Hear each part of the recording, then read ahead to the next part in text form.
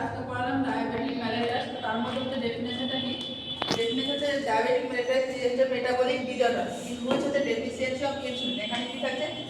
Deficiency থাকছে insulin. Lead to কি করছে? যে disturbance in metabolic of carbohydrate, fat, protein, এটা তাকে আমরা কি জানি? ডায়াবেটিক ম্যালেরিয়াস। এবার হচ্ছে অ্যাকর্ডিং টু কজেস আমরা হচ্ছে ডায়াবেটিক ম্যালেরিয়াসকে আমরা দুভাগে ভাগ করি। একটা হচ্ছে প্রাইমারি ডায়াবেটিক ম্যালেরিয়াস, একটা হচ্ছে সেকেন্ডারি ডায়াবেটিক ম্যালেরিয়াস। তো প্রাইমারি ডায়াবেটিক ম্যালেরিয়াসটা কি হচ্ছে? যে প্রবলেম রিলেটেড টু হচ্ছে প্যানক্রিয়াস। যে প্যানক্রিয়াসে প্রবলেম থাকছে বলে কি হচ্ছে? যে ইনসুলিন ডিক্রিজ হচ্ছে। তো এগুলো কি কারণে হতে পারে? যেমন হচ্ছে প্যানক্রিয়াটাইটিস বা প্যানক্রিয়াটিক ক্যান্সার, প্যানক্রিয়াটাইটিস হচ্ছে ইনফ্লামেশন অফ দ্য প্যানক্রিয়াস, বা বিটা সেলের ডিস্ট্রাকশন থাকে। প্যানক্রিয়াসে বিটা সেল কি হচ্ছে? ইনসুলিন সিক্রেট করছে, সেটা যদি ডিস্ট্রাকশন থাকে তাহলে হচ্ছে। বা আফটার স্প্লেনেক্টমি হচ্ছে একটা সার্জারি নাম, সেখানে কি করা হয়? রিমুভাল অফ দ্য স্প্লিনকে রিমুভ করা হয়। এবং স্প্লিন আর প্যানক্রিয়াস হচ্ছে কাছাকাছি থাকে বলে কি হয়? যে স্প্লিন যখন প্যানক্রিয়াসের সার্জারি করা হয়, সেজন্য ক্ষেত্রে কি হয়? যে প্যানক্রিয়াসের যে বিটা সেলের ইনসুলিন সিক্রেশন তার ফাংশনটা কি হয়? ডিস্ট্রাকশন হয়। যেগুলো হচ্ছে যে প্রাইমারি ডায়াবেটিক ম্যালেরিয়াসের ক্ষেত্রে গেল। যেহেতু সেকেন্ডারি ডায়াবেটিক ম্যালেরিয়াস, এক্ষেত্রে কি হচ্ছে? যে প্রবলেম আদার দ্যান প্যানক্রিয়াস, এখানে কিন্তু প্যানক্রিয়াসের প্রবলেম থাকছে না, আদার ডিজিজ কজের জন্য যখন হচ্ছে তাকে আমরা সেকেন্ডারি ডায়াবেটিক ম্যালেরিয়াস বলছি। যেমন হচ্ছে যে অ্যাক্রোমেগালি থেকে যখন গ্রোথ হরমোন যখন বেশি সিক্রেট হচ্ছে, তাহলে কি হচ্ছে? তাকে থেকে অ্যাক্রোমেগালি দেখা যায়, তার জন্য ডায়াবেটিক ম্যালেরিয়াস হচ্ছে। বা কুশিং ডিজিজ হয়, যেটা স্টেরয়েডের পরিমাণ বেশি থাকে। বা গ্রেভস ডিজিজ, সেখানে কি থাকে? যে কি পরিমাণটা বেশি থাকে। বা হেপাটোজেনাস ডায়াবেটিক ম্যালেরিয়াস, এখানে কি হচ্ছে? যে আপনার হচ্ছে যে লিভার ড্যামেজ করা হয়, যে ডায়াবেটিক ম্যালেরিয়াস হয়।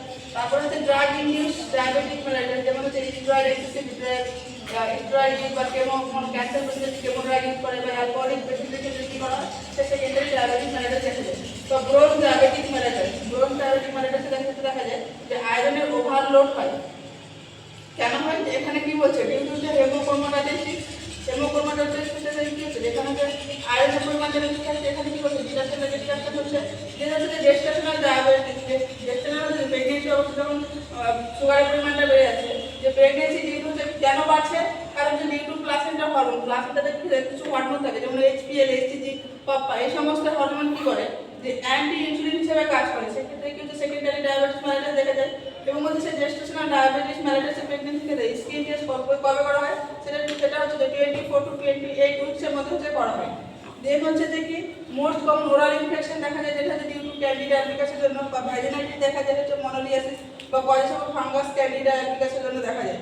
তো এগুলো হচ্ছে যে প্রাইমারি আর সেকেন্ডারি হচ্ছে কজেস গেল ডায়াবেটিক ম্যালেরিয়াস। এবার হচ্ছে টাইপস, যে টাইপ 1 আর টাইপ 2।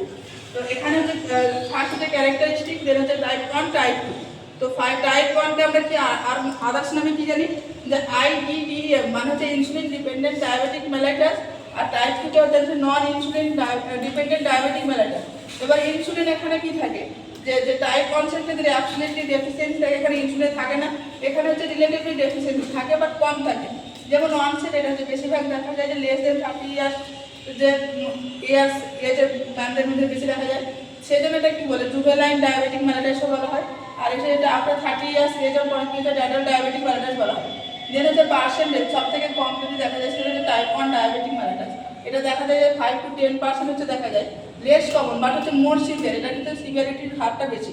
এখানে কি হয়? যে 90 to 95% মোস্ট কমন হচ্ছে ডায়াবেটিক মেলাইটাস হচ্ছে টাইপ 2। দেন হচ্ছে যে ক্যারেক্টারিস্টিক্সের কি হচ্ছে? কজেস কেন হচ্ছে যে টাইপ 1 ডায়াবেটিসটা? এখানে হচ্ছে যে বিটা সেল ডিস্ট্রাকশন থাকছে। আর হচ্ছে যে ক্রোমোজোমাল নাম্বার হচ্ছে অ্যাবনরমালিটি, 6 নাম্বার ক্রোমোজোমাল অ্যাবনরমালিটি যেন হচ্ছে, সেটা হচ্ছে টাইপ 1। টাইপ 2 যেটা হচ্ছে রিস্ক ফ্যাক্টর যেগুলো থাকে, ওবেসিটি, ফ্যামিলি হিস্ট্রি, স্ট্রেস, এগুলোর জন্য হচ্ছে যে টাইপ 2। যেন হচ্ছে এন্ডোজেনাস যে ইনসুলিন এখানে অ্যাবসেন্ট থাকছে, এখানে প্রেজেন্ট আছে। এখানে হচ্ছে যে কি ইনসুলিন হচ্ছে রিকোয়ার্ড হচ্ছে, এখানে যে ইনিশিয়ালি রিকোয়ার্ড হয় না, কিন্তু পরবর্তীকালে হচ্ছে প্রয়োজন পড়ে। কমপ্লিকেশন হিসেবে কি হয়? যে ডায়াবেটিক কিটোঅ্যাসিডোসিস দেখা যায় এখানে পেশেন্টের ক্ষেত্রে। আর এখানে দেখা যায় সেটা হচ্ছে এই যে এডিএস হচ্ছে যে হাইপারগ্লাইসেমিক হাইপারঅসমোলার কিটোঅ্যাসিডোসিস সিনড্রোম দেখা যায়। এখানে ক্ষেত্রে আমরা পেশেন্টের ম্যানেজমেন্টের ক্ষেত্রে কি করবো?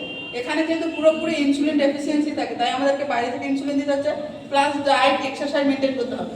এক্ষেত্রে হচ্ছে কি হচ্ছে? যে ডায়েট এক্সারসাইজ প্লাস যেহেতু হচ্ছে ইনসুলিন কি হচ্ছে রিলেটিভলি ডেফিসিয়েন্সি থাকে, সেই জন্য আমরা একটু ড্রাগ ইউজ করেছি, ইনসুলিনের সিক্রেটের পরিমাণ বাড়াতে পারবো, তাহলে এখানে আমরা ড্রাগ ইউজ করবো। আর একটা টাইপ নেমন হচ্ছে যেটা টাইপ 1.5 ডায়াবেটিক মেলাইটাস, যেটা হচ্ছে auto immune diabetic mellitus in অ্যাডাল্টদের ক্ষেত্রে দেখা যায় যে অটো ইমিউন, মানে হচ্ছে নিজেদের অটো ইমিউনিটি। তারপরে হচ্ছে টাইপ 3 ডায়াবেটিক মেলাইটাস, এটা হচ্ছে যে অটোজোমাল ডমিনেন্ট ডায়াবেটিক মেলাসাইট। এখানে কি দেখা যায় যে 12 নম্বর ক্রোমোজোমাল নরমালিটির ক্ষেত্রে দেখা যায় যে টাইপ 3 ডায়াবেটিক মেলাসাইট। তো আজকে এই পর্যন্ত।